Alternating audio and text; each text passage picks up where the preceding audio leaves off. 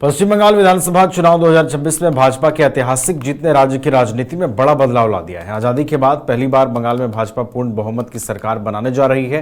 राजनीतिक जानकारों के अनुसार यह परिणाम केवल सत्ता विरोधी लहर नहीं बल्कि एंटी टीएमसी वेव का असर भी है। भ्रष्टाचार, सिंडिकेट राज, बेरोजगारी और जनता में बढ़ते असंतोष ने टीएमसी को भारी नुकसान पहुंचाया। भाजपा ने हिंदुत्व संगठन और आक्रामक चुनावी रणनीति के दम पर टीएमसी के कई मजबूत गढ़ों में सेंध लगाई। वोट शेयर में गिरावट भी टीएमसी की हार का बड़ा कारण बनी। भाजपा नेताओं ने इस जीत को कार्यकर्ताओं के संघर्ष और बलिदान को समर्पित बताया है। वहीं टीएमसी ने मतदाता सूची से नाम हटाने को मुद्दा बनाया।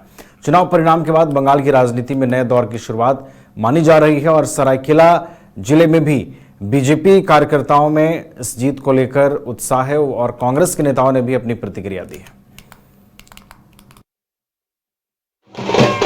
आजाद भारत में पहली बार भारतीय जनता पार्टी की सरकार बंगाल में बन रही है और बंगाल के जनता को मैं बधाई देना चाहता हूं और हमारे इस देश के लोकप्रिय प्रधानमंत्री को मैं बधाई देना चाहता हूं, देश के गृह मंत्री को बधाई देना चाहता हूं, बंगाल के सभी नेताओं को मैं बधाई देना चाहता हूं।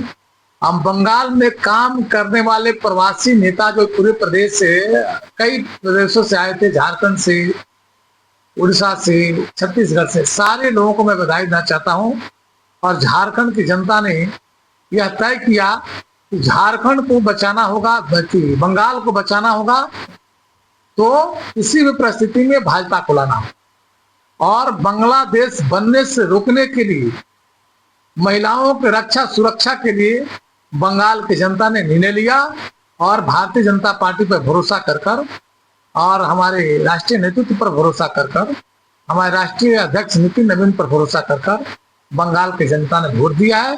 अभी जो सूचना है कि एक सीट पर हम लोग हैं और मुझे विश्वास है कि आने वाला समय में सरकार बनेगी और जिससे जो विषय हमारे केंद्रीय नेतृत्व ने बंगाल की जनता से आश्वासन दिया है उस सारे आश्वासन को पूरा करने का काम करेंगे और बंगाल से घुसपैठियों को हम बाहर निकालेंगे। आज गंगोत्री से चलकर और गंगा सागर तक भारतीय जनता पार्टी की सरकार है। एक बार फिर मैं केंद्रीय नेतृत्व को, देश के प्रधानमंत्री नरेंद्र भाई मोदी, गृह मंत्री अमित शाह जी को बधाई देता।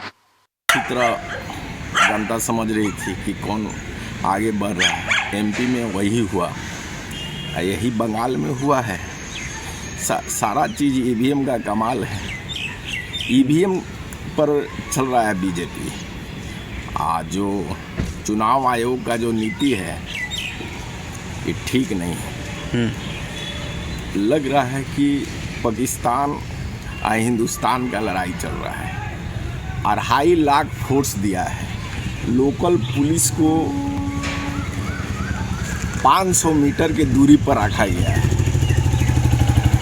एक तरफा ऐसे वोट चलता है, नहीं चलता है, नहीं चलता है। सब ईवीएम है। जब मोदी जी अभी 10 साल बोला जाता है ना कि 10 से 15 साल होने जा रहा है, 29 में जनता इनको इंडिया से अमित शाह जी को, नरेंद्र मोदी जी को इंडिया से बाहर, जैसे विजय मल्ल्या का हाल हुआ है ना, वैसे देश के प्रधानमंत्री। घर रहने का मकान भर नहीं, ये खुशियों की तिजोरी है। दरवाजे पर दस्तक देता पड़ोस, खिड़कियों से उमड़ आता आसमां, तारों में उलझी ऐसी ना जाने कितनी दास्तां। कहती हैं चले डायमंड सिटी, एक सफर हम सफर के साथ अपने घर तक। Diamond city, life long bonding, 500 से ज्यादा खुशहाल डायमंड परिवार। जल्दी करें, सिर्फ 200 फ्लैट बाकी। आज ही बुक करें अपना आशियाना। क्रिकेट के विश्व मंच पर छा रही हैं रांची की प्रतिभाएं। इन प्रतिभाओं को संवार रहा है जेके इंटरनेशनल क्रिकेट एकेडमी। अनुभवी कोच की देखरेख, सुविधाओं से लैस जेके क्रिकेट एकेडमी अनुशासन और आत्मविश्वास का विश्वास भरा सफर।